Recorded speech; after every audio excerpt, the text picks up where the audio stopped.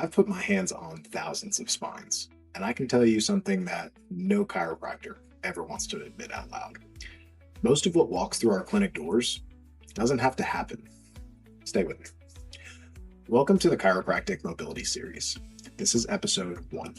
And if you're new here, I'm going to give you a 30-second version of who I am and why this series exists. I am a licensed doctor of chiropractic. I spent years working with patients in a clinical setting, real injuries, real degenerative cases, real people in real pain. And somewhere along the way, I noticed that the patient I couldn't stop thinking about wasn't the acute injury case. It was the dad, the guy who'd come in hunched over, moving like a 65-year-old at 38 years old, asking me if this was just how it was going to be from now on. This series is my answer to that question. We're going to build from the ground up. Mobility, stability, strength, recovery. All of it filtered through a clinical lens. All of it designed for dads with actual lives. Today is the foundation. By the end of this video, you're going to understand why your body feels the way it does. And you're going to have 5 moves that will start changing it today. Let's go. Here's a question I want you to answer honestly. When was the last time you moved through a full range of motion? Think hips, thoracic spine, shoulders, without something catching, aching, or just feeling off. If you're like most dads I've worked with, you can't remember. And that's the problem. Not because you're broken, but because you've been treating your body like a truck with no maintenance schedule. You just keep driving it and driving it and driving it and wonder why it's constantly pulling to the left. In this video, I'm going to walk you through 5 movements that I've prescribed to hundreds of patients. Clinically grounded, only a foam roller if you've got one, and under 12 minutes of actual work. And I'm going to explain the why behind each one, because understanding what's happening in your body is the difference between doing a stretch once and doing it for the rest of your life. Here's what we're covering today. Move number 1, the 90-90 hip switch. 2, the world's greatest stretch. 3, thoracic extension over that foam roller that I mentioned. 4, the deep squat hold. And 5, the dead bug. These 5 movements, done consistently, are the foundation of everything else we're going to build in this series. Don't skip this one. I want to tell you about a patient I'll call Mike. Mike was 41 years old, came in because he threw his back out picking up his 3-year-old daughter, not during a workout, not moving furniture, picking up his kid.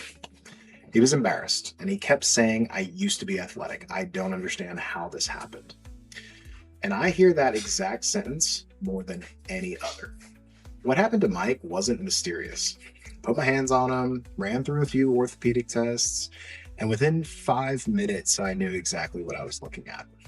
His hip flexors were so chronically shortened that every time he bent over, his lumbar spine was compensating for the range of motion his hips couldn't provide. His mid-back was locked up in flexion from years of forward head posture from the desk job he worked. And he had 0 posterior chain activation, the backside of his legs. His glutes had essentially clocked out. He wasn't broken, he was just completely unprepared to move the way a human being should. I adjusted Mike, and it helped. And then I did something I wish I had done with every patient. I sat him down and told him the truth. The adjustment gives you a window. It creates neurological and mechanical change, but that window closes. And if nothing in your movement patterns changes, you're going to be right back on that table. And here's what I told him. The problem isn't your spine. The problem is that no one ever taught you how to maintain mobility of your spine. That's the gap I hope this series can fill. Adjustments, physical therapy, massage, those are all valuable. But there's a baseline level of mobility and body awareness that everyone should have. And most guys were never given it. School didn't teach it, sports didn't emphasize it, and somewhere between starting a career and having kids, it just fell off the radar. So that's why we're here. And this, what you're about to learn, is where we start. I want to give you a clinical framework for understanding what's happening in your body, because once you see it, you can't unsee it, and it changes how you move throughout the day. There's a concept in rehab. It's called the joint by joint approach. The idea is simple. Every joint in your body is designed to either be primarily mobile or primarily stable, and they tend to alternate up the chain. Your ankle, mobile. Your knee, stable. Your hip, mobile. Your lumbar spine, stable. Your thoracic spine, mobile. So on and so on. When a mobile joint loses mobility, the stable joint above or below has to compensate. It tries to do what the mobile joint's job is.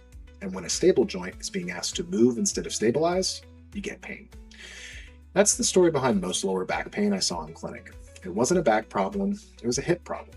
The hips lost range of motion, the low back tried to compensate, and the low back wasn't built for that. So here's what life does to a dad specifically. You sit for 6, 8, sometimes 10 hours a day, and in that position, your hip flexors are in a shortened state the entire time. Over months, years, they adapt to that shortened length. They lose their ability to lengthen. And so when you stand up and try to extend your hip, whether you're walking, lunging, picking something up off the floor, there's a cap on how far that hip can open. And your lower back, the good soldier that it is, tries to fill that gap. Add to that mid-back stiffness from forward head posture, weak glutes from never being used in a loaded position, and the weekend warrior mindset of doing nothing all week and then trying to go hard on a Saturday. And you have a recipe for exactly what Mike was dealing with. Now, the good news, and I mean this, is that this stuff responds quickly. The body is remarkably adaptable when you give it the right input. Dads who are consistent with this kind of work for 3 to 4 weeks start noticing things they hadn't expected. Sleep is better, they feel less stiff getting out of the car, they can play on the floor with their kids without dreading getting back up, and that's not a small thing. That's called quality of life. Now let's get into the work. 5 moves. Do them in order because the sequence matters. We're working from the ground up and addressing the chain the way a clinician would approach it. So I mentioned move 1 is the 90-90 hip switch. This is my most prescribed movement, bar none. Hop on the floor, sit with both your hip and knee at 90 degrees on each leg. Front leg, back leg, both at right angles. This is your base position. Sit tall, no collapsing into the hip, no leaning too far into your hands, keeping your torso upright. You're going to drive your back leg up and rotate your entire lower body towards the other side so that your hip switches positions.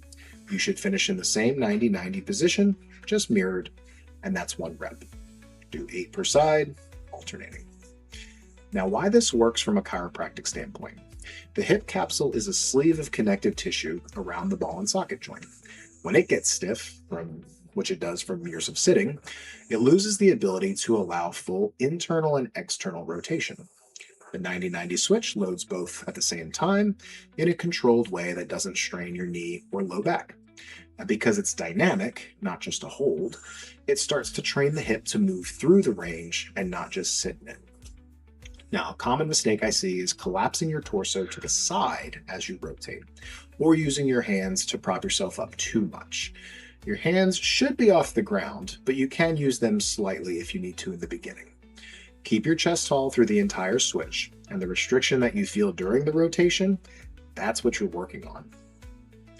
Move 2, the world's greatest stretch, and whoever named it was spot on. It has 4 parts, so stay with me. Step your right foot outside your right hand into a deep lunge. Back leg straight, and that's your base. Squeeze your glute on that back leg hard. You should feel a deep stretch in the front of your hip. That's the hip flexor. Part 2, with that glute still squeezed, drive your front knee outward past your pinky toe. Added the stretch through the groin. Drop your front elbow to the floor, hold for about 2 seconds, and then take that same arm and rotate it up towards the ceiling, opening your mid-spine. Hold for 2 seconds at the top, and that's 1 rep, 5 per side. Clinically, this movement does something almost no other single exercise does. It addresses the hip flexor, the mid-spine, and the shoulder girdle, all in one integrated movement. And that's important because those three areas don't move in isolation in real life. You pick up your kid, You rotate, you reach. This trains that pattern with a stretch stimulus instead of a load. The glute squeeze on the back leg actually opens the hip up. Without it, you're just getting into a position and not creating change. Now, a common mistake here, skipping that glute squeeze and going straight for the rotation. The sequence matters. Glute, knee out, elbow down, rotate. If your mid-spine is really stiff, that rotation range will feel small. That's normal. Don't force it. Go to the end range and breathe. Move 3. Grab a foam roller. This one's going to feel like a massage and a mobilization at the same time, and it specifically targets what years of screen time does to the mid-spine. Place the foam roller on the floor, perpendicular to your spine. That means it runs left to right, not head to toe. Sit in front of it and lean back so the foam roller contacts your mid-spine right between your shoulder blades. Put your hands behind your head, and now here's the cue that most people miss. Keep your abdominals engaged the entire time.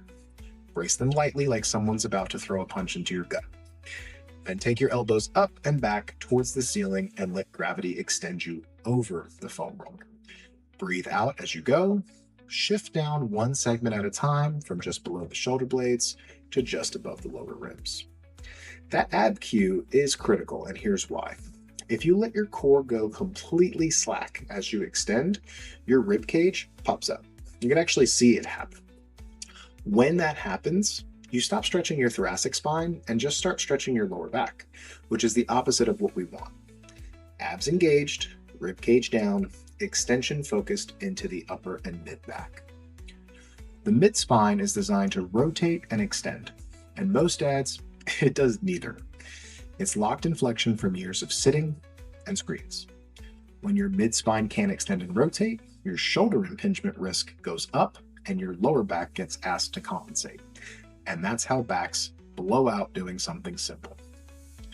Now, common mistake we see, placing the roller on your lower back. If you feel it in your low back, you've gone too low. The roller should stay on the rib cage. And if you have osteoporosis or any sort of rib injuries, let's skip this one. Move 4, the deep squat hold. This one is going to expose every mobility restriction you have, and that's the point. Feet wide, wider than shoulder width, toes turned out, press your palms together in front of your chest. Now bend through your knees and sink your hips all the way down. Widen your stance a little more if you need to get your hips below parallel. Once you're down there, you can also press your elbows against your inner thighs, pushing your knees out and opening your hips further. If you need to as well, hold a rack or a door frame. This way you have support. We're working towards being unsupported. Take slow, relaxed breaths, and you should feel a stretch from your hips all the way to your ankles. Start with 30 seconds and work up to about 2 minutes over the next few weeks. The deep squat is the resting position for the human body. Every toddler does it effortlessly. Makes me jealous. But most adult men in westernized countries can't get there because they've spent decades in chairs. Getting that position back opens up the hip capsule in the frontal plane, restores ankle dorsiflexion, and decompresses the lower spine. There's also a pelvic floor component here. Held breathing in a deep squat promotes relaxation of the pelvic floor muscles, which in a lot of guys are chronically tight. That last point is significant. If you have disc issues or pelvic floor issues, a gentle supported deep squat will work better than anything else you can do. Now, a common mistake is the heels coming up off the floor. If that happens, your calves and ankles are the limiting factor, not just your hips. Put a small plate or wedge under your heels to start and work towards getting your feet flat over time by adding some calf stretches into your routine. Move 5, dead bug. We're addressing the core. And I mean the real core, not the six-pack you see in ads. Lie on your back, arms straight up towards the ceiling, fingers pointed up, knees bent at 90 degrees, toes facing the ceiling as well. Now, brace your abs, squeeze your glutes to press your lower back flat into the ground. Not tucked under, just flat, like you're trying to eliminate any gap between your spine and the floor. Keep it there for the entire set. Now slowly lower your right arm straight back over your head and your left leg straight out towards the floor at the same time. opposite limbs moving together. Don't let your lower back arch up off the ground. Slowly bring them back and switch sides. That's 1 rep. 3 sets, 5 per side. Clinically, the dead bug trains what we call anti-extension core stability. That means your core is doing its actual job, not moving the spine, but preventing unwanted spinal movement when your limbs are doing the work. And that's exactly what your core is supposed to do when you're lifting, carrying, pushing, or pulling anything in real life. It's also what it needs to do to protect the lumbar discs under load. Now, a common mistake, and this is a big one, letting your lower back arch off the floor. When you extend the limbs, if this happens, you've gone beyond your range of stability. Shorten the range of motion, lower the arm and leg halfway, and build from there. Doing a perfect half rep is worth 10 times more than a sloppy full one.